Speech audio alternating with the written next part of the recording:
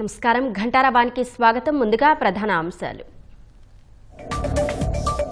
జార్ఖండ్లోని సింఘ్భూమ్ జిల్లాలో ఎన్కౌంటర్, 10 మంది మావోయిస్టులు మృతి.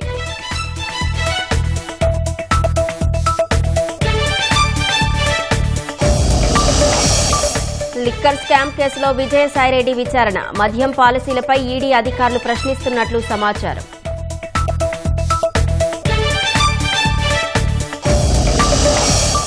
కోటప్పకొండలో పవన్ కళ్యాణ్ పర్యటన, త్రికోటేశ్వర స్వామిని దర్శించుకుని ప్రత్యేక పూజలు.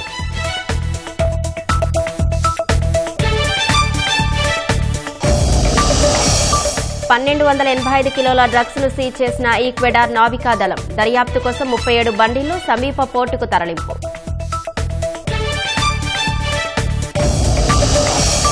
గ్రీన్లాండ్ అంశంపై ఆందోళన లేదన్న పుతిన్, సమస్యను అమెరికా, డెన్మార్క్ చూసుకుంటాయని ఆశాభావం.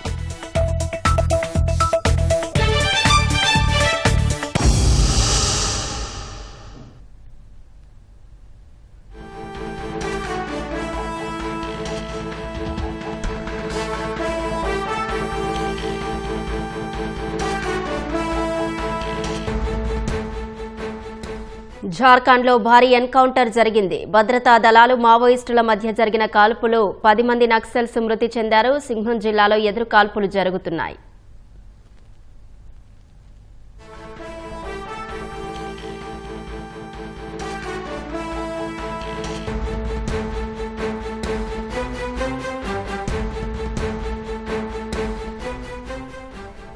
జార్ఖండ్లో భారీ ఎన్కౌంటర్ జరిగింది. భద్రతా దళాలు, మావోయిస్టుల మధ్య జరిగిన కాల్పుల్లో 10 మంది నక్సల్స్ మృతి చెందారు. సింఘ్భూమ్ జిల్లాలో ఎదురు కాల్పులు జరుగుతున్నాయి.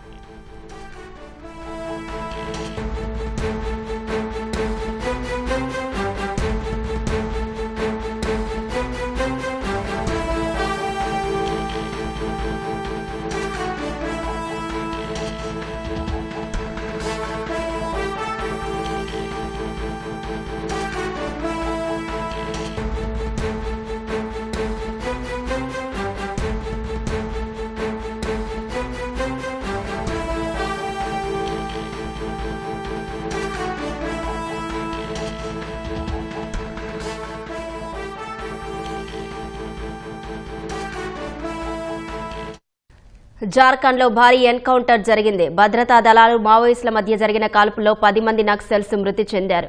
సింఘ్భూమ్ జిల్లాలో ఎదురు కాల్పులు జరుగుతున్నాయి. ఇక ఇదే అంశానికి సంబంధించి మరింత సమాచారం మా ప్రతినిధి మహేష్ తివారీ అందిస్తారు. మహేష్ తివారీ, చెప్పండి.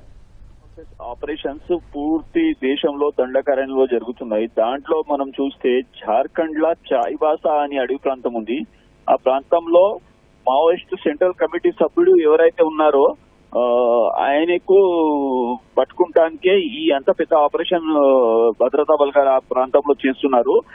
ఆయనే politburo Maoist central committee సభ్యుడు ఎవరైతే ఉన్నారో Misir Besra, politburo member Misir Besra, తర్వాత సెంట్రల్ కమిటీ సభ్యుడు పతిరామ్ మాంజీ, ఈ ఇద్దరు తోటి ఉన్న మావోయిస్టుల టీం కు మొత్తం పట్టుకుంటానికే సాయంత్రం నుంచి ఈ ప్రాంతంలో పెద్ద ఆపరేషన్ చేస్తున్నారు. అయితే ఇవాళ మార్నింగ్ తెల్లవారుజాము నుంచి ఈ ప్రాంతంలో భద్రతా బలగాలు, మావోయిస్టుల మధ్యలో ఎదురు కాల్పులు జరుగుతున్నాయి. ఈ ఎన్కౌంటర్ లో కొందరు మావోయిస్టులు మృతి చెందారు అని అంటున్నారు. ఇంకా అయితే ఐడెంటిఫై కాలేదు. కానీ ఒకవేళ ఈ ఎన్కౌంటర్ లో సెంట్రల్ కమిటీ సభ్యుడు ఒకవేళ పతిరామ్ మాంజీ గిట్ట చనిపోతే మావోయిస్టులకు చాలా పెద్ద ఎదురు దెబ్బ ఉంటది మనం అనొచ్చు. ఎందుకంటే ఒరిస్సా, జార్ఖండ్, బీహార్ ఆ బార్డర్ లో మావోయిస్ట్ ఉద్యమానికి ఆయన చాలా పెద్ద కీలక పాత్ర ఉన్న పేరు అని ఆయనకు గుర్తుపడతారు. దానివల్ల ఏదైతే March 26 టార్గెట్ ఉందో ఆ టార్గెట్ కు అనుకూలంగా ఈ భద్రతా బలగాలు, సెక్యూరిటీ ఫోర్సెస్ ఇలాంటి ఆపరేషన్ చేస్తున్నాయి. మనం చూస్తున్నాం. పోయిన సంవత్సరం అంతా భద్రతా బలగాలు చాలా పెద్ద సక్సెస్ పొందుకున్నాయి. ఎందుకంటే ఏదైతే central home minister Amit Shah March 26 దానికి అనుకూలంగా ఒక వ్యూహ రచనతో సెక్యూరిటీ ఫోర్సెస్ ఇవన్నీ ఆపరేషన్ చేస్తున్నాయి. మహారాష్ట్రలో భూపతి సరెండర్ అయిన తర్వాత పెద్ద ఎత్తున మావోయిస్టులు కూడా సరెండర్ చేస్తున్నారు. దాని తర్వాత మనం చూస్తే ఈ పెద్ద ఆపరేషన్ ఏదైతే జరుగుతున్నాయో ఛత్తీస్గఢ్ బస్తర్ లో కానీ లేకుంటే మహారాష్ట్ర ఛత్తీస్గఢ్ బార్డర్ లో కానీ ఇప్పుడు మనం చూస్తే ఒరిస్సా గానీ ఇప్పుడు జార్ఖండ్ లో ఇవ్వాలా. అయితే అన్ని దాంట్లో సెక్యూరిటీ ఫోర్సెస్ కు చాలా పెద్ద ఎత్తున సక్సెస్ జరుగుతుంది. ఇప్పుడు కూడా అక్కడ ఆ ప్రాంతంలో ఎదురుకాల్పులు జరుగుతున్నాయి. దాంట్లో ఈ ఎదురుకాల్పులు ఎన్కౌంటర్ ఏదైతే అది ఆగిన తర్వాతనే మనకు డీటెయిల్ ఏదైతే ఉందో అక్కడ సర్చింగ్ ఆపరేషన్ తర్వాత దాంట్లో ఎంతమంది మావోయిస్టులు మృతి చెందారు, అక్కడ ఏమేమి దొరికిందో మనకు తెలుస్తుంది. అప్పటిదాకా మనం వేచి చూడాలి. కానీ ఏదైతే ఎన్కౌంటర్ ఉందో ఇవాళ జరిగే ఎన్కౌంటర్ లో చాలా పెద్ద ఎత్తున సక్సెస్ భద్రతా బలగాలకు దొరికిందని సమాచారం మనకు తెలుస్తుంది. ధన్యవాదాలు మహేష్ తివారీ.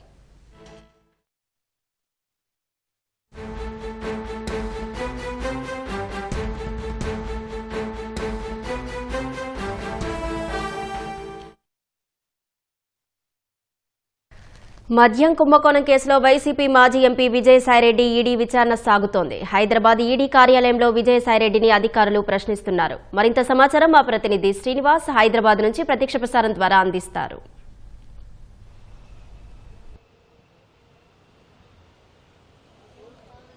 మద్యం కుంభకోణం కేసులో ఈడీ విచారణ ముమ్మరమైంది. ఈ ఉదయం విజయసాయిరెడ్డి వైకాపా మాజీ ఎంపీ విజయసాయిరెడ్డి ఈడీ కార్యాలయానికి విచారణకు చేరుకున్నారు. ఆయనకి నిన్ననే కేసుకు సంబంధించి విచారణకు రావాలని చెప్పి అధికారులు నోటీసులు జారీ చేయడంతో ఆయన ఉదయం 11 గంటల సమయంలో ఈడీ కార్యాలయానికి చేరుకున్నారు. ప్రస్తుతం అయితే అధికారులు ఆయనను విచారిస్తున్నారు. ఈ సాయంత్రం వరకు కూడా విచారణ కొనసాగే అవకాశం ఉంది. అయితే ఈ స్కామ్లో మొత్తంగా లిక్కర్ స్కామ్లో దాదాపు 3,000 కోట్ల రూపాయలకు పైగా లిక్కర్ కుంభకోణం జరిగినట్లుగా ఈడీ ప్రస్తుతం అయితే సిఐడి అధికారులు గుర్తించారు. దీని ఆధారంగానే ఈడీ అధికారులు ఈసీఐఎన్ఆర్ నమోదు చేసి ప్రస్తుతం అయితే దర్యాప్తు చేస్తున్నారు. ఇందుకు సంబంధించి విజయసాయిరెడ్డిని లోతుగా ప్రశ్నిస్తున్నారు.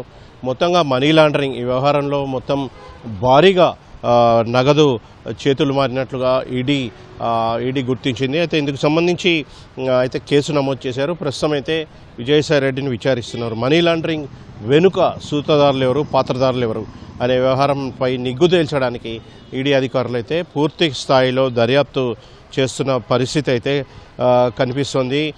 ఇప్పటికే ఈ కేసులో 14 మందిని అధికారులు సిట్ అధికారులు అరెస్ట్ చేశారు. అయితే ఈ 14 మంది అరెస్ట్ కాగా మొత్తం ఈ కేసులో 51 మంది నిందితులు, అంటే సంస్థలైతే నేమి వ్యక్తులైతేనేమి మొత్తంగా 51 మంది నిందితులుగా ఇప్పటికే సిఐడి చేర్చింది. దీని ఆధారంగానే ఈడీ అధికారులు కేసు నమోదు చేసి దర్యాప్తు చేస్తున్నారు.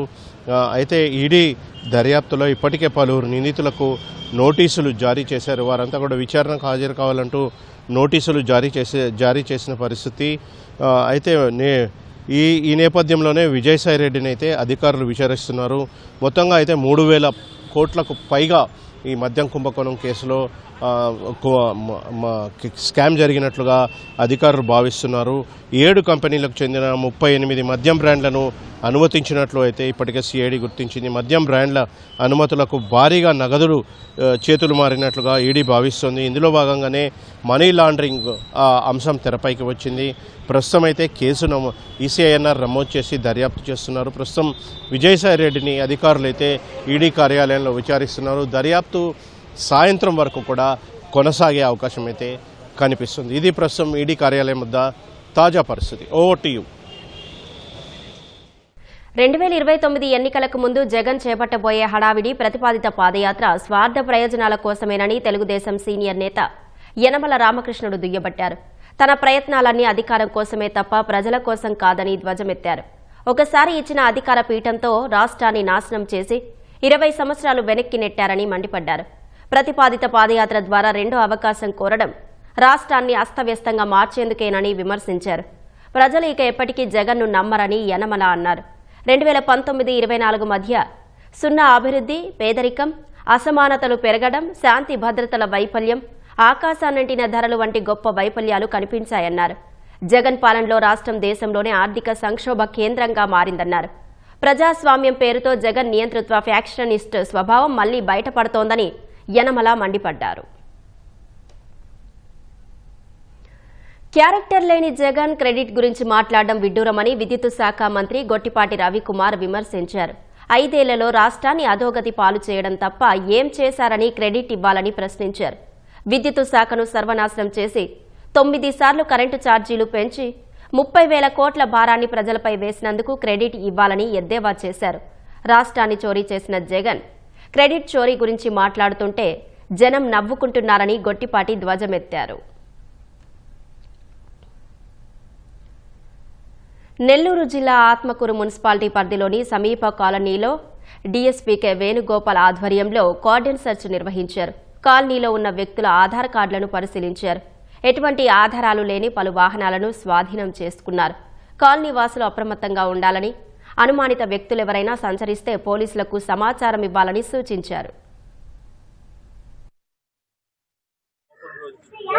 తాగి గలాటా చేస్తున్నాయి కానీ రాత్రి కూడా ఊరికి అనవసరం అవుతున్నాయి కానీ గొడవలు మీరు గుర్తు పెట్టుకోవచ్చు కదా. సెల్లు అందరుకున్నాయి కదా, అందరుకున్నాయి. ఫోన్ కాల్స్ వస్తున్నాయి, ఇంటి దగ్గరే ఉండి మీరు అన్ని ఓకే చేయండి, లైక్లు కొట్టండి, డబ్బులు ఇస్తాము, పార్ట్ టైం జాబ్ ఇస్తాము, మీ బ్యాంక్ అకౌంట్ నంబరు మీది ఎక్స్పైర్ అయిపోయింది, మళ్ళీ కొత్తది ఓపెన్ చేస్తున్నాము, మీ లాస్ట్ 4 నంబర్లు చెప్పండి.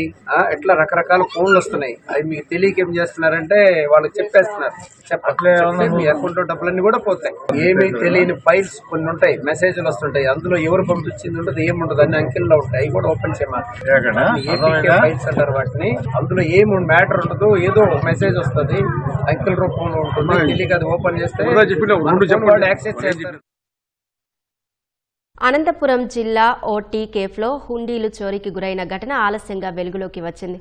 ఉరవకొండలోని రాములమ్మ గుడి వద్ద ఉన్న దర్బార్ టీ కేఫ్ యజమాని భాస్కర్ మోటార్ ఆన్ చేయడానికి వెనుక వైపునకు వెళ్లిన సమయంలో టీ తాగడానికి వచ్చిన ఓ వ్యక్తి 2 హుండీలను తీసుకుని వెళ్లిపోయాడు. దొంగ ఎత్తుకెళ్ల హుండీలలో ఒకటి దేవుని హుండీ కాగా మరొకటి టీ కేఫ్ నిర్వహణ కోసం ప్రతిరోజు 700 రూపాయల చొప్పున పోగు చేసే హుండీ అని యజమాని తెలిపారు. 2 హుండీల్లో కలిపి 80,000 రూపాయల వరకు ఉంటుందని యజమాని పోలీసులకు ఫిర్యాదు చేశారు.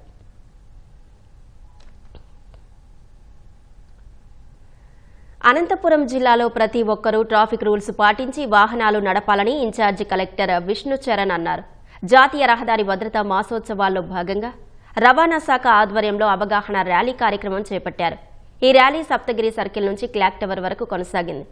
రోడ్డు ప్రమాదాల నివారణకు ప్రతి ఒక్కరూ బాధ్యత వహించాలని అన్నారు.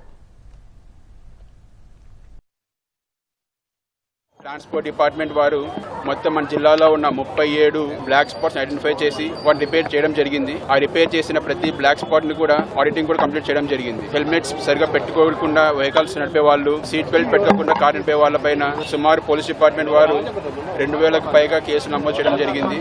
దీంతో పాటు ట్రాన్స్పోర్ట్ డిపార్ట్మెంట్ వాళ్ళు డ్రైవర్స్ కి బ్లడ్ టెస్ట్ చేయడానికి కానీ, ఐ టెస్ట్ చేయడానికి కానీ హెల్త్ క్యాంప్స్ నిర్వహించడం జరిగింది. ఈ రోజు జరుగుతున్న ర్యాలీ ద్వారా నేను చేస్తున్న విజ్ఞప్తి ఏంటంటే ప్రతి ఒక్కరు కూడా ట్రాఫిక్ రూల్స్ కానీ రెగ్యులేషన్స్ కానీ పాటించవలసిందిగా కోరుకుంటున్నాను. గుంటూరు నగర శివారు ఎన్టీఆర్ మానస సరోవర్ వద్ద పైప్ లైన్ లీకేజీ కారణంగా తాగునీరు భారీగా వృధా అవుతోంది. తక్కెళ్లపాడులోని నీటి శుద్ధి కేంద్రం నుంచి పైప్ లైన్ ద్వారా నగరంలోకి నీటి సరఫరా చేస్తున్నారు. ప్రకాశం బ్యారేజ్ నుంచి కాలువల ద్వారా నీటిని ఇంత దూరం తెచ్చి శుద్ధి చేసిన తర్వాత ప్రజలకు అందించే క్రమంలో నీటి వృధా జరుగుతోంది. విషయాన్ని కార్పొరేషన్ అధికారులకు చెప్పినా పట్టించుకోవడం లేదని స్థానికులు ఆరోపిస్తున్నారు. తరచుగా పైప్ లైన్ లీకేజీ కారణంగా నీరు వృధా అవుతోందని ఆవేదన వ్యక్తం చేస్తున్నారు. కార్పొరేషన్కి అవసరమైన నీళ్లు మొత్తం ఈ గుంటూరు మానస సరోవరం పార్కు నుంచి పక్క నుంచి వెళ్తాయి. పార్కు దగ్గర రోజు 1,00,000 లీటర్ల నీళ్లు లీకేజ్ రూపంలో పార్కు మొత్తం నీళ్లు నిండుతున్నాయి. కనీసం వాళ్ళు వచ్చి ఎందుకు వస్తున్నాయి నీళ్లు, ఎట్లా వస్తున్నాయి, ఇది ఆపుదాము అది కూడా చూడకుండా ఈ పార్కు వైపు కన్నెత్తి చూడలేదు. ఎవరిని కలిసినా కూడా ఏమీ పట్టించుకోలేదు. ఇవాళ చూడండి, ఆ నీళ్లు చూడండి, గుంటూరు వెళ్ళే మంచినీళ్లు ఇవాళ గుక్కెడు నీళ్లు లేని పరిస్థితిలో అన్ని లీటర్ల నీళ్లు మీరు చూస్తున్నారు. ఆ నీళ్లు చూడండి, ఆ నీళ్లు మొత్తం వరదా పోయి పార్కు మొత్తం ఎండాకాలం కూడా ఇంత లోతు నీళ్లుంటే దాన్ని అరికట్టరు, దీన్ని డెవలప్ చేయరు. ఉప ముఖ్యమంత్రి పవన్ కళ్యాణ్ కోటప్ప కొండపై కొలువైన త్రికోటేశ్వర స్వామివారిని దర్శించుకున్నారు. మంగళగిరిలోని క్యాంపు కార్యాలయం నుంచి హెలికాప్టర్లో కోటప్ప కొండ చేరుకున్న పవన్ కు అధికారులు ఘన స్వాగతం పలికారు. అనంతరం ఘాట్ రోడ్డులో కొండపైకి చేరుకున్నారు. అర్చకులు పవన్ కు పూర్ణకుంభ స్వాగతం పలికారు. అనంతరం ఆలయం లోపలికి వెళ్లిన పవన్ త్రికోటేశ్వర స్వామివారి పూజలో పాల్గొన్నారు. దర్శనం అనంతరం అర్చకులు పవన్ కు వేద ఆశీర్వచనం అందజేశారు.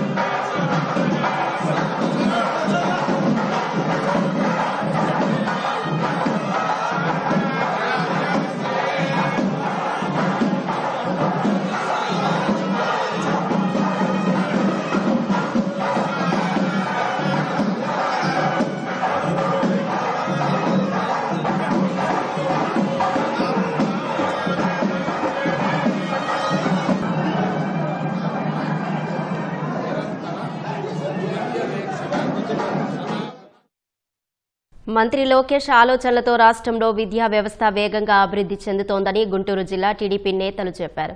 AP technology services corporation chairman Mannava Mohana Krishna ఆధ్వర్యంలో గుంటూరులో లోకేష్ పుట్టినరోజు ముందస్తు వేడుకలు నిర్వహించారు.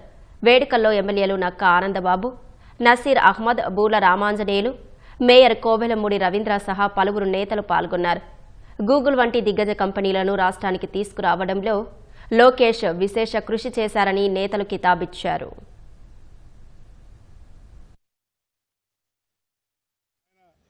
సాధించిన విజయాలు, చేసిన ప్రగతి, చేసిన అభివృద్ధిని కళ్లకు కట్టినట్టు చెప్పే విధంగా, ప్రజలందరికీ తెలియజేసే విధంగా వివిధ రకాల ఈ శకటాల్లో ఆయన చేపట్టిన అన్ని బాధ్యతలు, అన్ని రంగాల్లో కూడా వారు ఏ విధంగా మార్పులు తీసుకొచ్చారు, ఎంత అభివృద్ధి చేశారు అనేది ఈ శకటాల రూపంలో వివరిస్తున్నాం.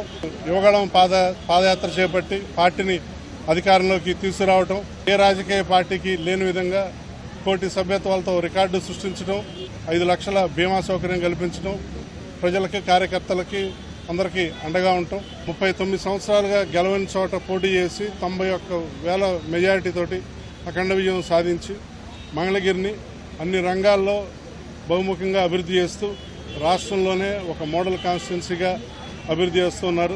ప్రజాసేవ ద్వారా ప్రజల మన్నలను పొందాలనేటువంటి ఒక ఏకైక లక్ష్యంతో ఈరోజు తిరిగి అదే నియోజకవర్గంలో 90,000 మెజారిటీతో గెలిచి ప్రజలకు వారధిగా ఈరోజు అనేక అభివృద్ధి కార్యక్రమాలతో పాటు, సంక్షేమ కార్యక్రమాలతో పాటు విద్యాశాఖకు సంబంధించి పెను మార్పులకు శ్రీకారం చుట్టినటువంటి పరిస్థితులు ఈరోజు ఆంధ్ర రాష్ట్రం వైపు ప్రపంచం చూసేటువంటి విధంగా చేసినటువంటి నాయకుడు నారా లోకేష్ గారు. వారి శాఖల పరంగా ఈ రాష్ట్రానికి అందించినటువంటి సేవల్ని శకటాల రూపంలో రూపొందించి ప్రజల్లోకి తీసుకెళ్లడం అనేది ఎంతో అభినందనీయం. 2019 నుంచి 24 వరకు జగన్మోహన్ రెడ్డి ముఖ్యమంత్రిగా ఉన్నప్పుడు చేసినటువంటి అరాచకాలన్నీ కూడా ఎదిరించి నిలబడ్డారు. పార్టీ క్యాడర్ అంటే అది నారా లోకేష్ గారు ఇచ్చినటువంటి ధైర్యం, స్థైర్యం, కార్యకర్తలకి అండగా నేనున్నాననే ఒక భరోసాని పార్టీ నుంచి కల్పిస్తూ ముందుకు తీసుకెళ్తున్నటువంటి పరిస్థితులు ప్రజలందరూ చూస్తా ఉన్నారు. ఐటీ శాఖ మార్చులుగా వివిధ ఉద్యోగాలు తెచ్చారు. అట్లాగే ఐటీ ఇన్వెస్ట్మెంట్స్ తెచ్చారు, గూగుల్ లాంటి సంస్థల్ని. అట్లాగే మోడల్ స్కూల్స్ ఎట్లా ఏర్పాటు చేశారు, ఇవన్నీ కూడా విద్యాశాఖలో సాధించిన విజయాలు. నంద్యాల జిల్లాలో ఓ ప్రైవేటు ట్రావెల్స్ బస్సు అగ్నికి ఆహుతైంది. టైరు పేలడంతో బస్సు లారీని ఢీకొట్టింది. దీంతో ఒక్కసారిగా మంటలు చెలరేగాయి. సిరివెల్లమెట వద్ద జరిగిన ప్రమాదంలో 3 మృతి చెందారు. నంద్యాల జిల్లా సిరివెల్లమెట వద్ద ఘోర ప్రమాదం జరిగింది. ఓ ప్రైవేటు బస్సు టైర్ పేలి డివైడర్ దాటి ఎదురుగా వస్తున్న లారీని ఢీకొట్టింది. బస్సులో ఒక్కసారిగా మంటలు చెలరేగాయి. ప్రమాదంలో 2 డ్రైవర్లు, లారీ క్లీనర్ మృతి చెందారు. మరో 14 మందికి గాయాలయ్యాయి. ట్రావెల్స్ బస్సు నెల్లూరు నుంచి హైదరాబాద్ వెళ్తుండగా ఘటన జరిగింది. ప్రమాదంలో బస్సు, లారీ పూర్తిగా దగ్ధమయ్యాయి.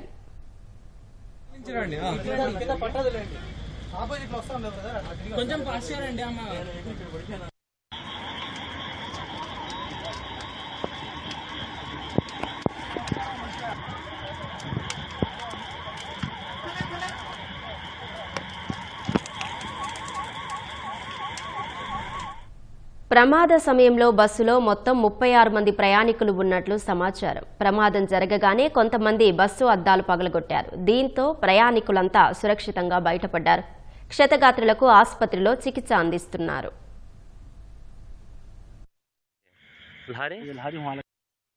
సడన్ గా 1:40, 1:50 ఆ టైంలో బస్సు టైర్ ఏదో బ్రేక్ అయిందని చెప్పి పంచర్ అయింది. బస్సు అదుపు తప్పి అవతల రోడ్లోకి వెళ్ళిపోయి అక్కడ ఎదురుగా వస్తున్న కంటైనర్ ని ఢీ కొట్టడం జరిగింది. మేము నా తోటి స్నేహితులతో కలిసి ఒక్కొక్కరుగా బయటికి ముందు పక్క నుంచి గ్లాస్ బ్రేక్ చేసుకుని బయటికి దూకేసాము. తర్వాత బయట నుంచి మాతో పాటు వచ్చిన ప్యాసింజర్స్ లో ఎవరో సైడ్ అద్దం పగలగొట్టారు. మిగిలిన అద్దాలను మేము పగలగొట్టుకుని ఒక్కొక్కరిగా చిన్నపిల్లల నుంచి పెద్దవాళ్ళ వరకు అందరినీ ఒక్కొక్కరిగా విండోలో నుంచి బయటికి పంపించి తర్వాత పక్కనే ఉన్న ప్రభుత్వ హాస్పిటల్కి మా అందరినీ తరలించి మాకు ఇక్కడ చికిత్స చికిత్స చేశారు. నేను నిద్రపోతున్నాను, నాకు ఐడియా లేదు. బట్ అదురు తెలిసేసరికి ఇంకా లేచి ఒకసారి చూస్తే యాక్సిడెంట్ జరిగింది. ఇంకా ముందు గ్లాస్ నుంచి బయటకు వచ్చేసాను నేను. మా ఫ్రెండ్స్ బయట నుంచి గ్లాస్ పగలగొట్టేదాన్ని చూశాను, కుదరలేదు. ఇంకా వేరే వాడు ఎవడో వచ్చి గ్లాస్ ని రాడ్డుతో కొట్టాడు, పగిలింది. ఇంకా ఒక్కొక్కరిని దింపేసుకున్నాను. నాకు తెలిసిన అక్కకి ఒక అక్కకి కాలు కొంచెం ఇబ్బంది అయ్యేసరికి ఇంకా అంబులెన్స్ కాల్ చేసి ఇంకా అక్కడ నుంచి నంద్యాల గవర్నమెంట్ హాస్పిటల్కి వచ్చాం. ఇంచుమించుగా పోలీసు వాళ్ళు చెప్పిన ప్రకారం అయితే లారీ వాళ్ళు అయితే ఎవరు బయటికి రాలేదంట, 2 చనిపోయారని చెప్పారు. మా దాంట్లో అయితే అందరు కూడా యాక్సిడెంట్స్ జరిగాయి కానీ ఇబ్బందులు అయితే ఎవరికి రాలేదు. క్షతగాత్రుల్లో 2 పరిస్థితి విషమంగా ఉందని పోలీసులు తెలిపారు. టైర్ బస్ట్ అవడం వల్ల బస్ డ్రైవర్ కంట్రోల్ లూజ్ అయ్యి డివైడర్ ని దాటేసి రాంగ్ సైడ్ వెళ్ళి ఎదురుగా వస్తుండగా ఒక లోరీని గుద్దేసింది. బస్ లో అండ్ లోరీలో both vehicles got fire as well. But bus లో ఉన్న అందరూ 36 ప్యాసింజర్స్ సేఫ్ గా ఉన్నారు. ఆ బస్ డ్రైవర్ అన్ఫార్చునేట్లీ చనిపోయారు and lorry driver and cleaner as well. 4 passengers కి ఫ్రాక్చర్ ఇంజరీస్ అయ్యాయి. ఇప్పుడు డాక్టర్స్ తో కూడా మాట్లాడడం జరిగింది. 4లో 2కి కొంచెం సీరియస్ గా ఉన్నారు, కానీ అది కూడా డీటెయిల్స్ ఒకసారి సిటీ స్కాన్ అయిపోయిన తర్వాత మనకి డీటెయిల్స్ బయటకి వస్తాయి. కర్ణాటక అసెంబ్లీ సమావేశాల్లో ఆసక్తికర పరిణామం చోటు చేసుకుంది. మొదటి రోజు ఉభయ సభలను ఉద్దేశించి ప్రసంగించాల్సిన గవర్నర్ థావర్ చంద్ గెహ్లోట్ ప్రసంగ పాఠంలో 2 లైన్లు మాత్రమే చదివి ముగించారు. మొదట సభ్యులందరికీ శుభాకాంక్షలు చెప్పిన ఆయన రాష్ట్ర ఆర్థిక, సామాజిక, భౌతికపరమైన అభివృద్ధిని రెట్టింపు చేసేందుకు తమ ప్రభుత్వం కట్టుబడి ఉందని పేర్కొన్నారు. వెంటనే జై హింద్, జై కర్ణాటక అంటూ ప్రసంగం ముగించారు. గవర్నర్ తీరుపై అధికార కాంగ్రెస్ సభ్యులు తీవ్ర నిరసన వ్యక్తం చేశారు. సిగ్గుచేటు, సిగ్గుచేటు అంటూ నినాదాలు చేశారు. బీజేపీయేతర పార్టీల పాలిత రాష్ట్రాల్లో ప్రభుత్వాలు, గవర్నర్ల మధ్య విభేదాల నేపథ్యంలో కర్ణాటకలోనే అదే పరిస్థితి తలెత్తింది. కర్ణాటక ఉభయ సభలను ఉద్దేశించి ప్రసంగించేందుకు బుధవారం గవర్నర్ నిరాకరించారు. వెంటనే శాసనసభ వ్యవహారాల శాఖ మంత్రి హెచ్కే పాటిల్ నేతృత్వంలోని ప్రభుత్వ బృందం ఆయనతో చర్చలు జరిపింది. అయినప్పటికీ గవర్నర్ ఉభయ సభలను ఉద్దేశించి మాట్లాడేందుకు నిరాకరించినట్లు తెలుస్తోంది. ఈ ఉదయం ఎట్టకేలకు ఒప్పుకొని సభకు వచ్చిన ఆయన 2 లైన్లు మాత్రమే చదివి ప్రసంగం ముగించారు. తన ప్రసంగ పాఠంలో కేంద్ర ప్రభుత్వాన్ని విమర్శించే అంశాలు ఉండటం వల్లే చదవడానికి గవర్నర్ నిరాకరించినట్లు తెలుస్తోంది.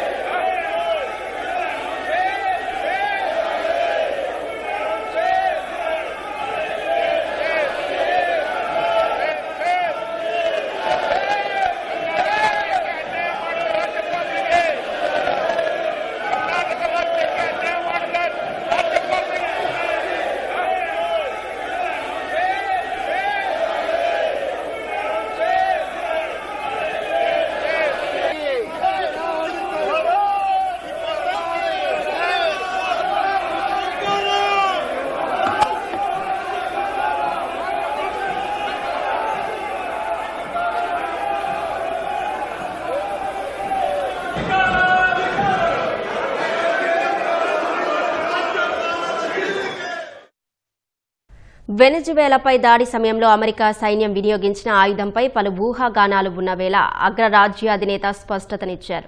ఆ దేశంపై దాడి కోసం ఒక రహస్య ఆయుధాన్ని వినియోగించామని ఓ ఇంటర్వ్యూలో తెలిపారు. దానిని సూపర్ సోనిక్ ఆయుధంగా అభివర్ణించారు. ఆ శక్తివంతమైన ఆయుధం తమ వద్దే ఉందని, మరే దేశం వద్ద అలాంటి సాంకేతికత లేదని చెప్పారు. అయితే ఆయుధానికి సంబంధించిన వివరాలను ఆయన వెల్లడించలేదు. తమ దగ్గర ఎవరికి తెలియని ఆయుధాలు ఉన్నాయని, వాటి గురించి ఎక్కువగా మాట్లాడకపోవడమే మంచిదని ట్రంప్ అన్నారు. అమెరికా వినియోగించిన శక్తివంతమైన ఆయుధం కారణంగా ముక్కుల నుంచి రక్తం కారడం మొదలైందని నికోలస్ మదురోకు గార్డుగా వ్యవహరించిన అధికారి గతంలో తెలిపారు. కొందరు రక్తపు వాంతులు చేసుకోగా మరికొందరు నేలపై పడిపోయారని చెప్పారు. ఆ అధికారి చెప్పిన వివరాలు పత్రికల్లో రాగా శ్వేత సౌధం ప్రెస్ సెక్రటరీ కరోలిన్ లివిట్ సామాజిక మాధ్యమాల్లో షేర్ చేశారు. ఫలితంగా అగ్రరాజ్యం వాడిన ఆయుధంపై ప్రపంచం దృష్టి నెలకొంది. గ్రీన్లాండ్కు మద్దతిస్తున్న ఐరోపా దేశాలపై అదనపు సుంకాల విషయంలో అమెరికా అధ్యక్షుడు డొనాల్డ్ ట్రంప్ వెనక్కి తగ్గారు. వచ్చే నెల 1 నుంచి 8 ఐరోపా దేశాలపై 10% అదనపు సుంకాలను అమలు చేయబోనని తెలిపారు. దావోస్లో నాటో సెక్రటరీ జనరల్ మార్కో రుట్టేతో సమావేశం అనంతరం ట్రంప్ ఈ నిర్ణయం తీసుకున్నారు. మార్క్ రుట్టేతో ఫలప్రదమైన చర్చ జరిగిందని ట్రంప్ తన సామాజిక మాధ్యమం ట్రూత్ సోషల్లో పోస్టు చేశారు. గ్రీన్లాండ్ సహా మొత్తం ఆర్కిటిక్ ప్రాంతానికి సంబంధించి భవిష్యత్తులో చేసుకోబోయే ఒప్పందానికి కార్యాచరణ ప్రణాళిక సిద్ధమైందని తెలిపారు. ఇది కార్యరూపం దాల్చితే అమెరికాతో పాటు నాటోలోని సభ్య దేశాలకు ప్రయోజనకరంగా ఉంటుందని రాసుకొచ్చారు. అందుకే సుంకాలపై నిర్ణయాన్ని వెనక్కి తీసుకుంటున్నానని వివరించారు. గోల్డెన్ డోమ్ అంశంపై ఉపాధ్యక్షుడు జేడీ వాన్స్, విదేశాంగ మంత్రి మార్కో రూబియో మిత్రపక్షాలతో చర్చలు జరుపుతున్నారని ట్రంప్ తెలిపారు. సుంకాలు విధించబోనంటూ ట్రంప్ తీసుకున్న నిర్ణయాన్ని డెన్మార్క్ విదేశాంగ మంత్రి స్వాగతించారు. గాజా శాంతి మండలిలో చేరాలన్న అమెరికా అధ్యక్షుడు డొనాల్డ్ ట్రంప్ ఆహ్వానాన్ని 8 ఇస్లామిక్ దేశాలు స్వాగతించాయి. ఈ మేరకు Qatar, Türkiye, Egypt, Jordan, Indonesia, Pakistan, Saudi, UAE దేశాల విదేశాంగ మంత్రులు సంయుక్త ప్రకటనలో పేర్కొన్నారు. తమ దేశ చట్టాల ప్రకారం ఒప్పంద పత్రాలపై సంతకాలు చేస్తామని తెలిపారు. గాజా సంఘర్షణ ముగింపునకు ట్రంప్ చేస్తున్న ప్రయత్నాలకు మద్దతిస్తామని పునరుద్ఘాటించారు. శాంతి మండలి నిర్దేశించిన ప్రణాళికల అమలుకు సంపూర్ణ సహకారం అందిస్తామని వెల్లడించారు. అటు శాంతి మండలిలో చేరేందుకు రష్యా అధ్యక్షుడు వ్లాదిమిర్ పుతిన్ అంగీకరించారని డొనాల్డ్ ట్రంప్ తెలిపారు. అయితే అమెరికా ఆహ్వానంపై ఇంకా ఏ నిర్ణయానికి రాలేదని రష్యా అధినేత వెల్లడించారు. తమ వ్యూహాత్మక భాగస్వాములతో చర్చించాకే ఒక నిర్ణయానికి వస్తామని చెప్పారు. గజా పునర్నిర్మాణానికి స్తంభింపజేసిన తమ ఆస్తుల నుంచి $1 బిలియన్ వినియోగించుకోవచ్చని అమెరికాకు సూచించారు. గ్రీన్లాండ్ అంశంపై తమకు ఎలాంటి ఆందోళన లేదని రష్యా అధ్యక్షుడు వ్లాదిమిర్ పుతిన్ అన్నారు. మాస్కోలో జాతీయ భద్రతా మండలి సమావేశంలో పాల్గొన్న పుతిన్ డెన్మార్క్ గ్రీన్లాండ్ను ఎల్లప్పుడూ వలస రాజ్యంగానే పరిగణించిందని తెలిపారు. ఆ ద్వీప వాసులపై కఠినంగా వ్యవహరించేదని ఆరోపించారు. గ్రీన్లాండ్ సమస్యను అమెరికా, డెన్మార్కులు కలిసి పరిష్కరించుకుంటాయని ఆశిస్తున్నట్లు వ్యాఖ్యానించారు. 1917లో డెన్మార్క్ వర్జిన్ ఐలాండ్స్ను అగ్రరాజ్యానికి విక్రయించిందని పుతిన్ గుర్తు చేశారు. అటు ఉక్రెయిన్తో శాంతి ఒప్పందం కుదిరాక ఆ దేశ పునర్నిర్మాణానికి సాయం అందిస్తామని పుతిన్ తెలిపారు. అమెరికాలో తమ ఆస్తులను అక్కడి ప్రభుత్వం సీజ్ చేసిందని, వాటిని విక్రయించి ఉక్రెయిన్ పునర్నిర్మాణానికి వినియోగించేలా ట్రంప్ ప్రత్యేక రాయబారి స్టీవ్ విట్కాఫ్తో చర్చిస్తానని వెల్లడించారు. సముద్ర మార్గంలో అక్రమంగా తరలిస్తున్న మాదక ద్రవ్యాలను ఈక్వెడార్ నావికా దళం సీజ్ చేసింది. గాలాపాగోస్ ద్వీపానికి 340 నాటికల్ మైళ్ల దూరంలో $60 మిలియన్ విలువైన 1285 కిలోల డ్రగ్స్ను స్వాధీనం చేసుకుంది. తదుపరి దర్యాప్తు కోసం 37 బండిళ్లను సమీప పోర్టుకు తరలించి భద్రపరిచింది. పసిఫిక్ మహాసముద్రంలో వ్యవస్థీకృత నేరాలను అరికట్టేందుకు భద్రతను కట్టుదిట్టం చేయడంతో భారీ స్థాయిలో డ్రగ్స్ పట్టుబడ్డాయని ఈక్వెడార్ నేవీ అధికారి ప్రతినిధి తెలిపారు. ఎయిర్ ఫోర్స్, నేవీ సంయుక్తంగా ఈ ఆపరేషన్ చేపట్టాయని వెల్లడించారు. మాదక ద్రవ్యాలు భారీ స్థాయిలో పట్టుబడడంతో డ్రగ్స్ ముఠాకు ఇదో పెద్ద ఎదురుదెబ్బ అని చెప్పారు. ఈక్వెడార్ పొరుగున ఉన్న కొలంబియా, పెరూలు ప్రపంచంలో అత్యధిక కొకైన్ ఉత్పత్తి చేసే దేశాలుగా ఉన్నాయి. అక్కడి డ్రగ్స్ ముఠాలు ఈక్వెడార్ నుంచి ఎగుమతయ్యే అరటి పండ్ల కంటైనర్ల ద్వారా మాదక ద్రవ్యాలను అక్రమంగా రవాణా చేస్తుంటారని అంతర్జాతీయ మీడియా పేర్కొంది. ప్రస్తుత తరుణంలో ఆర్టిఫిషియల్ ఇంటెలిజెన్స్ వినియోగం విపరీతంగా పెరిగిపోతుంది. దీంతో కావలసిన సమాచారమంతా పాటు అవసరమైన పనులు ఇట్టే చేసేస్తున్నాం. దీనికి భిన్నంగా ఎదుటి వ్యక్తి మనతో నేరుగా మాట్లాడుతున్నాడు అనే భావనను కల్పించే విధంగా లైట్ స్పీకింగ్ AI పేరుతో వినూత్న అప్లికేషన్ను అందుబాటులోకి తెచ్చారు ఐఐటి హైదరాబాద్కు చెందిన సీనియర్ ల్యాబ్ టెక్నీషియన్ వంశీ, అతడి బృందం. అంతేకాదు, ఒక సమాచారాన్ని తెలుసుకోవాలంటే దానికి సంబంధించిన పూర్తి వివరాలు అడిగిన భాషల్లో స్పష్టంగా అందిస్తోంది. ఇందులో ఉన్న మరిన్ని ప్రత్యేకతలు అప్లికేషన్ రూపకర్త వంశీ మాటల్లోనే విందాం. సంగారెడ్డి జిల్లా కంది పరిధిలో ఉన్నటువంటి ఐఐటి హైదరాబాద్ ఈ ఇన్నోవేషన్స్కి కొత్త రూపాన్ని ఇచ్చిందని చెప్పుకోవచ్చు. దానిలో భాగంగానే ఈరోజు జరుగుతున్నటువంటి ఈ ఇన్నోవేషన్స్ డేలో మాత్రం నూతన ఆవిష్కరణలకైతే విద్యార్థులు పురుగొల్పారని చెప్పుకోవచ్చు. దానిలో భాగంగానే లైట్ స్పీకింగ్ AI పేరుతో కొత్త స్టాల్ని ఏర్పాటు చేశారు. ఏదైనా ఒక వస్తువుని మనం దాని గురించి తెలుసుకోవాలనుకుంటే వీళ్ళకి ఇస్తే వీళ్ళు తయారు చేసిన ప్రోగ్రామ్కి అయితే ఇస్తే మాత్రం దాని పూర్వోత్తరాలు మొత్తం అంటే దానికి సంబంధించినటువంటి పూర్తి వివరాలను అయితే మాత్రం మనకి ఏ లాంగ్వేజ్లో కావాలితే ఆ లాంగ్వేజ్లో అందిస్తూ ఉంది. దానికి సంబంధించినటువంటి పూర్తి వివరాలను ఆ ప్రాజెక్ట్ రూపకల్పన చేసినటువంటి రిషికేష్ మనతో ఉన్నారు. ఒకసారి మాట్లాడతారు. So small to medium businesses ఉంటాయి. సో 1 లక్ష రూపాయల నుంచి 100 కోట్లు బిజినెస్ చేసే వాళ్ళకి కస్టమర్ సపోర్ట్ సెటప్ చేయడానికి చాలా ఎక్స్పెన్సివ్. సో మా లైట్ స్పీక్ అనే ప్రోడక్ట్ ఏం చేస్తుందంటే ఈ ప్రాబ్లమ్ని సాల్వ్ చేస్తుంది యూజింగ్ ఏఐ. సో మనము ఏఐ యూజ్ చేసి కస్టమర్ సపోర్ట్ సిస్టమ్స్ని బిల్డ్ చేసామన్నమాట. ఏదైనా బిజినెస్ వాళ్ళ ప్రోడక్ట్స్ ఏమైనా సెల్ చేయాలంటే లేకపోతే వాళ్ళ సర్వీసెస్ ఏమైనా ప్రొవైడ్ చేయాలంటే ఆ సర్వీసెస్ తగ్గట్టు మా ఏఐ క్వశ్చన్స్ అండ్ ఆన్సర్స్ ఇస్తుంది.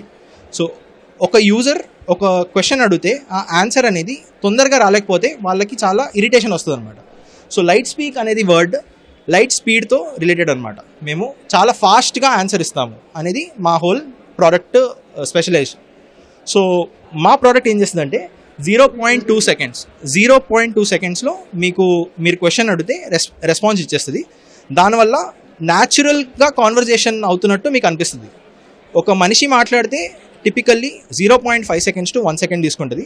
మా ప్రోడక్ట్ అనేది 0.2 సెకండ్స్లో మీకు రెస్పాన్స్ ఇస్తుంది. సో ఇది చాలా న్యాచురల్గా ఒక ఫ్లోగా మాట్లాడుతున్నట్టు మీకు ఒక ప్రోడక్ట్ బిల్డ్ చేసామన్నమాట. ఇప్పుడు ఏ ప్రోడక్ట్ అయినా కానీ కస్టమర్ సపోర్ట్ అనేది చాలా పెద్ద ప్రాబ్లం.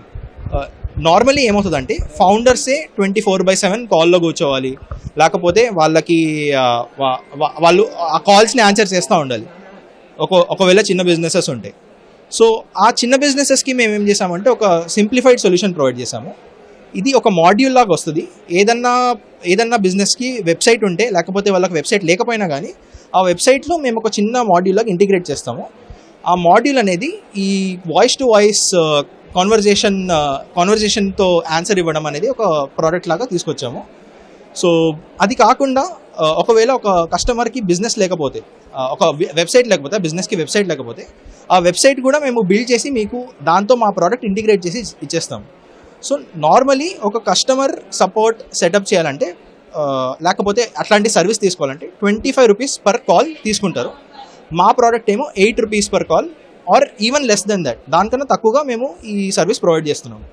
సో అంటే ఇప్పటికే మార్కెట్లో కొన్ని ఏఐకి సంబంధించినటువంటి అప్లికేషన్స్ ఉన్నాయి. వాటికి మీ తయారు చేసినటువంటి ఈ అప్లికేషన్ డిఫరెన్స్ ఏంటి? సో ఏ అప్లికేషన్స్ అనేది చాలా జనరల్ పర్పస్ అనమాట. అవి ఓన్లీ ఒక జనరల్ క్వైరీ, ఇప్పుడు హైదరాబాద్ వెదర్ ఎలా ఉంటుంది, లేకపోతే హైదరాబాద్ ఎట్లాంటి ఊరు, అట్లాంటి జనరల్ క్వైరీస్ని ఆన్సర్ చేస్తుంది. కానీ ఒక బిజినెస్ స్పెసిఫిక్ క్వైరీస్ని ఆన్సర్ చేయలేదు. సో మా ప్రోడక్ట్ ఆ బిజినెస్గా స్పెసిఫిక్ ఉన్న క్వశ్చన్సే ఆన్సర్ చేసేటట్టు మేము బిల్డ్ చేసాము. అండ్ ఇంకోటి ఏంటంటే ఇట్లాంటి general AI generic purpose AI use చేస్తున్నప్పుడు వాళ్ళకి ఆ క్వశ్చన్స్ అడుగుతున్న ఇన్సైట్స్ అనేది, లేకపోతే ఆ కస్టమర్ ఎట్లాంటి క్వశ్చన్స్ అడుగుతున్నాడు. ఒకవేళ చిప్స్ ఫ్యాక్టరీ ఉంటే ఆ చిప్స్ ఫ్యాక్టరీలో కస్టమర్ నాకు టమాటో చిప్స్ కావాలని అడుగుతూ ఉంటే లైక్ ఆ టమాటో చిప్స్ అనేది డిమాండ్లో ఉంది, అట్లాంటి ఇన్సైట్స్ అనేది బిజినెస్కి కూడా దొరికేటట్టు మా ప్రోడక్ట్ బిల్డ్ చేశాము. అంటే మీరు ఈ ప్రాజెక్ట్ తయారు చేసే సందర్భంలో చాలాసార్లు కూడా ఫెయిల్యూర్ అయ్యారు. ఏఐ సంబంధించిన ఎప్పుడు ఫెయిల్ అయ్యింది, వాటిని ఎలా రెక్టిఫై చేశారు, ఆ సమయాన్ని ఎలా తగ్గించగలిగారు? సో మా మెయిన్ ప్రాబ్లం ఏముండేదంటే టిపికల్లీ స్టార్టింగ్లో ఏఐ బిల్డ్ చేసేటప్పుడు మా ఓన్ మోడల్ లేకుండేది.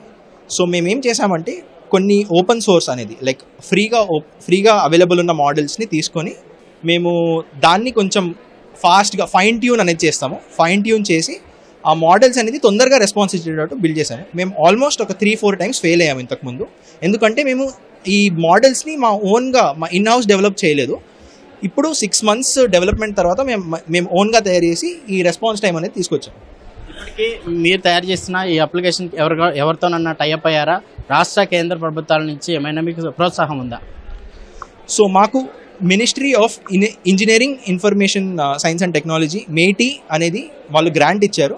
ప్లస్ మేము ఇన్హౌస్గా ఐఐటి హైదరాబాద్లోనే ఒక హాస్టల్ అండ్ ఈఆర్పి సిస్టమ్స్ ఉంటుంది కదా, వాళ్ళకి ఈ ప్రోడక్ట్ అనేది డెవలప్ కూడా చేస్తున్నాం. మా ఫ్యూచర్ గోల్స్ ఏంటంటే ఇది ఒక ఇండియన్ సొల్యూషనే కాకుండా గ్లోబల్ సొల్యూషన్ లాగా తీసుకురావాలని మా గోల్. మల్టీ లాంగ్వేజ్ సపోర్ట్ ఉంది కాబట్టి ఓన్లీ ఇంగ్లీష్ కాకుండా తెలుగు ప్లస్ జాపనీస్ లేకపోతే ఏదన్నా ఇంటర్నేషనల్ లాంగ్వేజెస్ని కూడా మేము అకామిడేట్ చేసి ఇంటర్నేషనల్ తీసుకెళ్లాలని మా గోల్. ఇది మొత్తంగా చూసుకోవచ్చు లైట్ స్పీకింగ్ ఏఐ ఏదైతే ఈ అప్లికేషన్ తయారు చేశారో దాంట్లో మాత్రం విద్యార్థులు సరికొత్త విధానంలో తమకు ఉన్న ఈ జ్ఞానాన్ని అయితే ఇమిడింప చేశారని చెప్పుకోవచ్చు. దీని ద్వారా ఈ ఏఐ అప్లికేషన్ మిగతా ఏఐ అప్లికేషన్కి భిన్నంగా ఉంటుంది. ఒక మనిషి ఎంత సమయంలో 0.2 సెకండ్స్లోనే రియాక్షన్ ఎలా అవుతుందో ఈ తయారు చేసినటువంటి అప్లికేషన్ కూడా అదే విధంగా ఆ రియాక్షన్ ఇస్తుంది. ఏ లాంగ్వేజ్లో అడిగినా కానీ వారికి తగిన విధంగా అదే లాంగ్వేజ్లో సమాధానం ఇస్తుంది. అదేవిధంగా పూర్తి స్థాయిలో ఒక ప్రోడక్ట్ గురించి అడిగితే ఆ ప్రోడక్ట్ మొత్తాన్ని వివరాలు కూడా అందిస్తుందని చెప్పి ఆ ప్రోడక్ట్ అప్లికేషన్ తయారు చేసినటువంటి రిజికేషన్ చెప్తా ఉన్నారు. కెమెరామెన్ మొహమ్మద్ షాతో రామకృష్ణ, ఈటీవీ న్యూస్, సంగారెడ్డి జిల్లా, ఐఐటి హైదరాబాద్ నుంచి. నీటి కేటాయింపులకు సంబంధించి తెలంగాణ అవలంబిస్తున్న విధానాలు, వాదనలను ఆంధ్రప్రదేశ్ బ్రిజేష్ కుమార్ ట్రైబ్యునల్ ఎదుట తీవ్రంగా తప్పుపట్టింది. ట్రైబ్యునల్ వద్ద నీరు తీసుకోమంటూనే సుప్రీంకోర్టులో పిటిషన్లు వేస్తూ అడ్డుకుంటున్నారని ఎండగట్టింది. తెలంగాణకు నిర్దిష్ట విధానాలు లేవంటూ ఆక్షేపించింది. గోదావరి నుంచి 240 టీఎంసీలను తెలంగాణ మళ్లిస్తోందని వాదనలు వినిపించింది. కృష్ణా నుంచి ఏపీ నీటి మళ్లింపు తప్పదని, ఇందుకు చట్టబద్ధ రక్షణలున్నాయని పేర్కొంది. ఢిల్లీలో బ్రిజేష్ ట్రైబ్యునల్ ఎదుట తెలంగాణ విధానాన్ని ఏపీ ఎండగట్టింది. సీనియర్ న్యాయవాది జయదీప్ గుప్తా ఏపీ తరపున వాదనలు వినిపించారు. గోదావరిలో మిగులు జలాలు ఉన్నాయని, ఇతర బేసిన్లకు ఏపీ మళ్లించుకోవచ్చని ట్రైబ్యునల్లో తెలంగాణ వాదిస్తోందని, మరోవైపు పోలవరం నల్లమల సాగర్ ప్రాజెక్టును అడ్డుకుంటోందని వాదించారు. డీపీఆర్ను తయారు చేయకుండా నిలువరించాలంటూ సుప్రీంకోర్టులో కేసు వేసిందని గుర్తు చేశారు. తెలంగాణ ప్రభుత్వానికి నిర్దిష్ట విధానాలు లేవన్నారు. ఉమ్మడి ఏపీకి కృష్ణా ట్రైబ్యునల్ కేటాయించిన 811 టీఎంసీలకు సంబంధించి ఇప్పటికే అన్ని ప్రాజెక్టులు ఉన్నాయన్నారు. తెలంగాణ వాదిస్తున్నట్లుగా కృష్ణానది నుంచి ఇతర బేసిన్లకు నీటి మళ్లింపును నిలిపివేయడం సాధ్యం కాదని పేర్కొన్నారు. ఈ మళ్లింపునకు 2 ట్రైబ్యునళ్లు, రాష్ట్ర విభజన చట్టం రక్షణలు ఉన్నాయని స్పష్టం చేశారు. బయటి పరివాహకానికి మళ్లించే నీటికి అంతర్గత పరివాహక కేటాయింపులతో సమంగా రక్షణ కల్పించాలన్నారు. తెలంగాణ వాదనల్లో నిజాలు లేవంటూ ఒక్కో అంశాన్ని ప్రస్తావిస్తూ జస్టిస్ బ్రిజేష్ కుమార్, సభ్యులు జస్టిస్ రామ్మోహన్ రెడ్డి, జస్టిస్ తాళపత్రల ఎదుట వాదనలు కొనసాగించారు. జయదీప్ గుప్తాకు సీనియర్ న్యాయవాది ఉమాపతి, న్యాయవాదులు ఎస్ సంజయ్, జె శరత్ చంద్ర సహకరించారు. పెన్నా పరివాహకంలో మరే పరివాహకంలో లేనంతగా నీటి లభ్యత తక్కువగా ఉందని, కరువు తీవ్రంగా ఉందని జయదీప్ గుప్తా వివరించారు. ఆ కరువు ప్రాంతాలకు నీటిని మళ్లిస్తే తప్పేంటని ప్రశ్నించారు. కృష్ణా నుంచి నీటిని మళ్లించొద్దని, గోదావరి నుంచి తీసుకోవాలని ట్రైబ్యునల్లో తెలంగాణ వాదిస్తోందని, పెన్నాకు గోదావరి ప్రత్యామ్నాయ ఆధారమంటోందని గుర్తు చేశారు. అటు ప్రాజెక్టు డీపీఆర్ తయారు చేయడాన్ని అడ్డుకుంటోందని పేర్కొన్నారు. ఈ సందర్భంగా కలగజేసుకున్న ట్రైబ్యునల్ ప్రాజెక్టుల వారీగా నీటి కేటాయింపుల్ని ట్రైబ్యునల్ ఖరారు చేస్తుందని తెలంగాణ వాదించినట్లుగా ఆయా ప్రాజెక్టుల్లో నీరు ఆదా అవుతోందా, అది నిజమేనా అని ప్రశ్నించింది. దీనికి స్పందించిన జయదీప్ ప్రతి ప్రాజెక్టుకు సంబంధించి తెలంగాణ చేసిన వాదనలు ఏ రకంగా తప్పో స్పష్టంగా వివరిస్తామని బదులిచ్చారు. అందుకు అవసరమైన డాక్యుమెంట్లు సిద్ధం చేస్తున్నామని చెబుతూ వాదనలు కొనసాగించారు. పరివాహకం బయటకు నీటి ప్రవాహాల మళ్లింపును కావేరీ జల వివాద ట్రైబ్యునల్ నిషేధించిందని తెలంగాణ వాదించిందని గుర్తు చేసిన జయదీప్, కావేరీ ట్రైబ్యునల్ అలాంటి నిర్ణయాలు వెలువరించలేదని తేల్చి చెప్పారు. బేసిన్ బయటకు నీటి మళ్లింపుల్ని సుప్రీంకోర్టు సమర్థించిందని స్పష్టం చేశారు.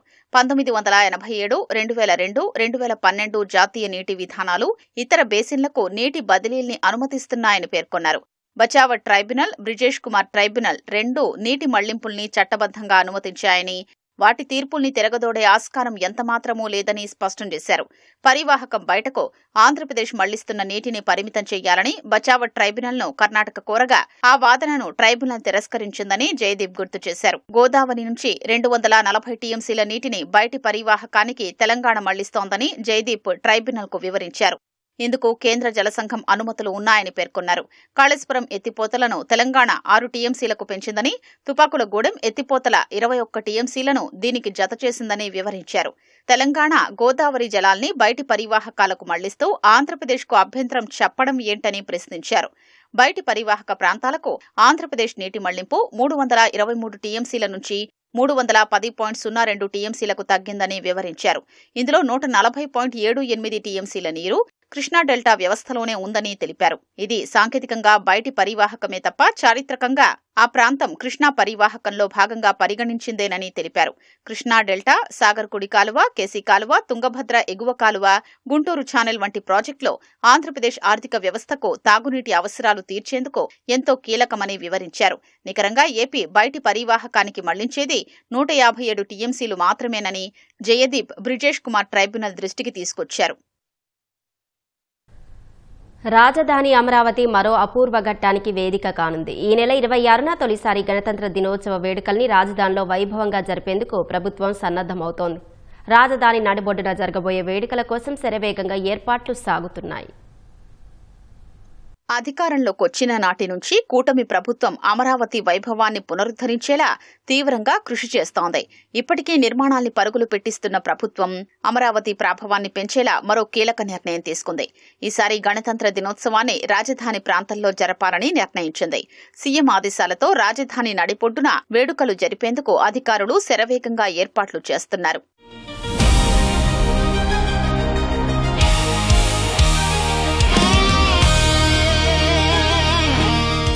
నేలపాడులోని హైకోర్టు భవనం సమీపంలో గణతంత్ర వేడుకలు జరగనున్నాయి. 20 ఎకరాలకు పైగా విస్తీర్ణంలో పరేడ్ గ్రౌండ్ను నిర్మిస్తున్నారు. విశాల ప్రాంతంలో ప్రధాన వేదిక, పరేడ్ ట్రాక్, గ్యాలరీ ఏర్పాటు చేస్తున్నారు. ఈ పనులు తుది దశకు చేరుకున్నాయి.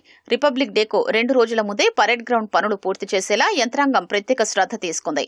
వేడుకలకు గవర్నర్ అబ్దుల్ నజీర్, సీఎం చంద్రబాబు, మంత్రులు, ఎమ్మెల్యేలు, ఎమ్మెల్సీలు, అధికారులు హాజరు కానున్న నేపథ్యంలో పకడ్బందీగా ఏర్పాట్లు చేస్తున్నారు.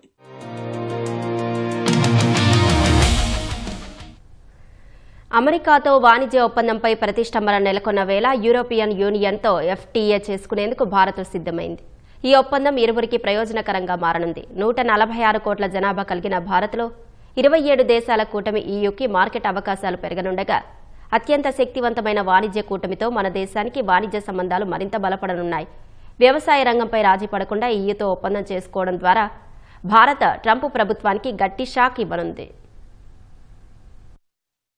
దాదాపు 2 దశాబ్దాల తర్వాత భారత్ యూరోపియన్ యూనియన్ మధ్య వాణిజ్య చర్చలు కొలిక్కి వచ్చాయి. చారిత్రాత్మక స్వేచ్ఛా వాణిజ్య ఒప్పందానికి చేరువైనట్లు యూరోపియన్ యూనియన్ అధ్యక్షురాలు ఉర్సులా వాన్ దావోస్ వేదికపై ప్రకటించారు. ఈ ఒప్పందాన్ని మదర్ ఆఫ్ ఆల్ డీల్స్ గా అభివర్ణించారు. ఈ ఒప్పందం ఇరు వర్గాలకు పెద్ద ఎత్తున ప్రయోజనం చేకూర్చడమే కాకుండా ప్రపంచ దేశాలపై విచక్షణారహితంగా సుంకాలతో దాడులు చేస్తున్న అమెరికా అధ్యక్షుడు డొనాల్డ్ ట్రంప్నకు షాక్ ఇవ్వనుంది. 2007లో మొదలైన చర్చల తర్వాత భారత్ చారిత్రాత్మక వాణిజ్య ఒప్పందానికి చేరువయ్యాయి. ఈ ఒప్పందం వల్ల ప్రపంచంలోనే వేగంగా అభివృద్ధి చెందుతున్న ఆర్థిక వ్యవస్థ అయిన భారత్కు అత్యంత శక్తివంతమైన వాణిజ్య కూటముల్లో ఒకటైన EUతో వాణిజ్య సంబంధాలు మరింత విస్తృతం కానున్నాయి. అమెరికాతో వాణిజ్య ఒప్పందం పోలిస్తే భారత్ EU FTA భిన్నమైనది. ఈ నెల 27న ఢిల్లీలో జరిగే 16వ భారత్ EU సదస్సులో వాణిజ్య చర్చలు ముగిసినట్లు ఇరు దేశాల ప్రతినిధులు ప్రకటించే అవకాశముంది. గణతంత్ర దినోత్సవాలకు EU కౌన్సిల్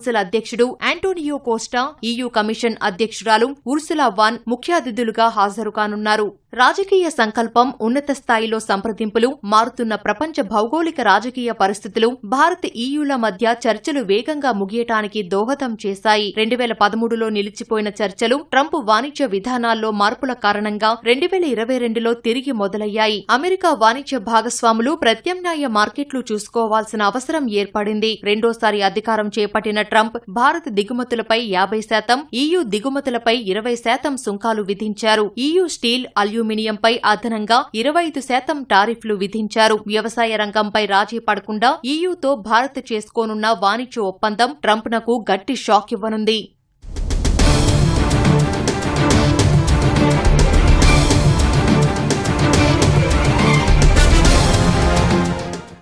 భారత్ EU మధ్య ఇప్పటికే బలమైన వాణిజ్య సంబంధాలు ఉన్నాయి. 2024-25 ఆర్థిక సంవత్సరంలో $135 బిలియన్ ద్వైపాక్షిక వాణిజ్యం జరిగింది. ఈ ఒప్పందం భారత్ EUలకు అనేక విధాలుగా ప్రయోజనకారిగా మారనుంది. 146 కోట్ల జనాభా కలిగిన భారత్ EUకు విస్తారమైన మార్కెట్ను అందించనుంది. అమెరికా లేదా చైనాపై ఆధారపడటాన్ని తగ్గించనుంది. అభివృద్ధి చెందిన ఆర్థిక కూటముల్లో ఒకటైన EU GDP $22.52 ట్రిలియన్ కాగా ప్రపంచ ఆర్థిక ఆర్థిక వ్యవస్థలో 6వ వంతు వాటాను కలిగి ఉంది. ఈయూలోని 27 దేశాలకు భారత్ వస్తువులకు, సేవలకు మార్కెట్ అవకాశాలు లభిస్తాయి. ఎఫ్టీఏ వల్ల పెట్టుబడుల ప్రవాహం సహా అభివృద్ధి, సాంకేతిక బదిలీకి ద్వారాలు తెరుచుకోవటం వల్ల భారత్కు చైనాతో ఉన్న అంతరాన్ని తగ్గించటానికి సహాయపడుతుంది. ఈ ఒప్పందం వల్ల ఈయూలోని 27 దేశాల్లో భారత్కు మార్కెట్ అవకాశాలు లభిస్తాయి. Pharmaceuticals, engineering goods, automotive components, electronics వస్తువుల ఎగుమతులు పెరుగుతాయి. అమెరికా సుంకాలతో కుదేలైన టెక్స్టైల్స్, జ్యువెలరీ, లెదర్ గూడ్స్ రంగాలకు ప్రత్యామ్నాయ మార్కెట్ల వల్ల గట్టి పోటీ ఇచ్చేందుకు అవకాశం లభిస్తుంది. ప్రస్తుతం బంగ్లాదేశ్ టెక్స్టైల్స్ పై 0 పన్ను విధిస్తున్న ఈయూ భారత్ టెక్స్టైల్స్ పై 10% సుంకాలు విధిస్తోంది. ఈ ఒప్పందంతో ఆ సుంకాలు రద్దవుతాయి. భారత్ ఐటీ సేవల ఎగుమతులకు ప్రత్యామ్నాయ మార్కెట్ లభించడంతో పాటు నైపుణ్యం కలిగిన వృత్తి నిపుణులకు అమెరికాపై ఆధారపడటం తగ్గుతుంది. విభిన్నమైన సప్లై చైన్, బలమైన ఆర్థిక వ్యవస్థ కారణంగా చైనాపై ఆధారపడటం తగ్గుతుంది. పునరుత్పాదక ఇంధన కాంపోనెంట్స్ వంటి భారత పరిశ్రమలకు మార్కెట్ అవకాశాలు లభిస్తాయి. చైనా వస్తువుల ధర తక్కువగా ఉన్న కారణంగా భారత పరిశ్రమలు ఉత్పత్తి పెంచలేకపోతున్నాయి. సుంకాల తగ్గింపు లేదా రద్దు ద్వారా మార్కెట్ అవకాశాలు పెరిగి వేగంగా అభివృద్ధి చెందుతున్న భారత్ మార్కెట్లోనికి విమానాలు, ఆటోమొబైల్స్, ఎలక్ట్రికల్ మిషనరీ, పానీయాలు, రసాయనాలు వంటి ఈయూ పరిశ్రమల ఎగుమతులు పెరుగుతాయి. భారత్లో ఎలక్ట్రానిక్స్, పునరుత్పాదక ఇంధన విడిభాగాలకు ప్రత్యామ్నాయ తయారీ కేంద్రాలను అభివృద్ధి చేయడానికి పెట్టుబడులను మళ్లించడం ద్వారా చైనాపై ఆధారపడటం తగ్గుతుంది. మెకానికల్ ఇంజనీరింగ్, వాహన రంగాలకు పెట్టుబడులు, సుంకాల తగ్గుదల, సరళీకృత నిబంధనల వల్ల ఆర్థిక వృద్ధికి అవకాశం ఏర్పడుతుంది. వాతావరణం, భద్రత, బహుపాక్షిక వాణిజ్యం వంటి ప్రపంచం ఎదుర్కొంటున్న సవాళ్లకు సంబంధించి వ్యూహాత్మక భాగస్వామ్యానికి దోహదం చేస్తుంది. ఈ ఒప్పందం ఇండో పసిఫిక్, గ్లోబల్ సౌత్ ప్రాంతాల్లో ఈయూ ప్రభావాన్ని పెంచుతుంది. అమెరికా ఫస్ట్ అంటూ సుంకాల కొరడా జులిపిస్తున్న ట్రంప్ ప్రభుత్వానికి భారత్ ఈయూ స్వేచ్ఛా వాణిజ్య ఒప్పందం గట్టి షాక్ ఇవ్వనుంది. దారిలో వెళ్తుంటే ఏమాత్రం పరిచయం లేని వ్యక్తులు ఎదురుపడి 100 రూపాయల పెట్టుబడికి 10,000 రూపాయల లాభం ఇస్తామంటే నమ్మిస్తామా? ఇదేదో ఖచ్చితంగా మోసమేనని పట్టించుకోకుండా వెళ్లిపోతాం. కేవలం వాట్సాప్లో మాత్రమే పరిచయమైన వ్యక్తుల సలహాలను నమ్మి స్టాక్ మార్కెట్లో పెట్టుబడులు పెడతామా? అది 300% లాభం వస్తుందంటే ఎవరిని సంప్రదించకుండా ఖాతాలో ఉన్న డబ్బంతా బదిలీ చేసేస్తామా? కొందరు మాత్రం వేలు కాదు కోట్ల రూపాయలు పోగొట్టుకుంటున్నారు. సామాజిక మాధ్యమాల వేదికగా మాయగాళ్లు వేస్తున్న వలకు చిక్కి విలవిల్లాడుతున్నారు.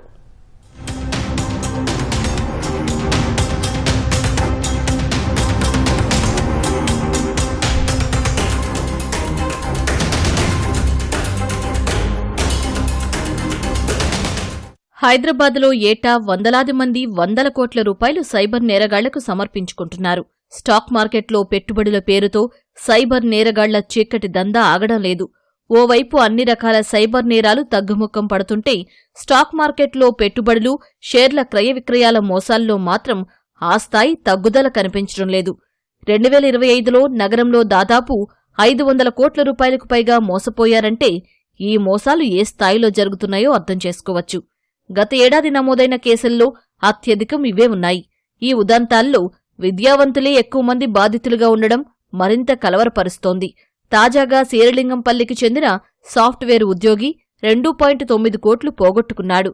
అయితే 2025లో హైదరాబాద్ కమిషనరేట్లో ఈ తరహా కేసులు 1170 నమోదు కాగా 178.78 కోట్ల రూపాయలను బాధితులు మోసపోయారు. సైబరాబాద్ కమిషనరేట్లో గత ఏడాది 1256 కేసులు నమోదవ్వగా 229.47 కోట్ల రూపాయలను బాధితులు పోగొట్టుకున్నారు. 2025లో రాచకొండ పరిధిలో 1512 కేసులు నమోదయ్యాయి.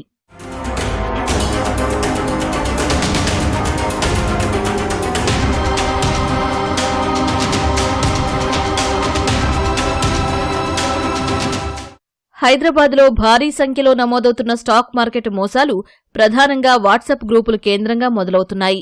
పెట్టుబడులు పెట్టే ముందు నిపుణులు, తెలిసిన వారిని సంప్రదించకుండా డబ్బు బదిలీ చేయడం మరో సమస్యగా మారింది. తీరా మోసపోయాక ఇతరులకు చెబుతూ లబోదిబోమంటున్నారు. ఐపీఓకు వెళుతున్న ప్రముఖ కంపెనీల పేర్లు, పెట్టుబడులకు లాభాలు వస్తాయంటూ సైబర్ ముఠాలు వాట్సాప్లో లింకులు పంపిస్తున్నాయి.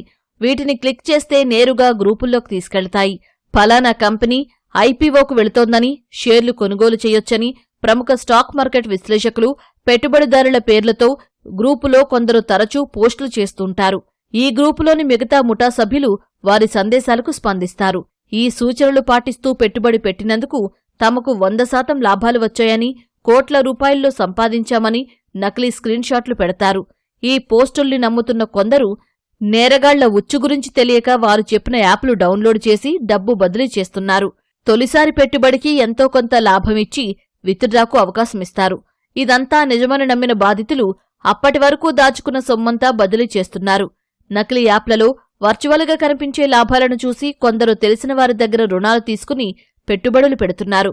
వర్చువల్గా కనిపించే లాభాలను విత్డ్రా చేసుకోవడానికి అవకాశం ఇవ్వకపోవడం, పెట్టుబడి సొమ్ము తిరిగి రాకపోవడంతో మోసపోయినట్లు తెలుసుకుని పోలీసులను ఆశ్రయిస్తున్నారు.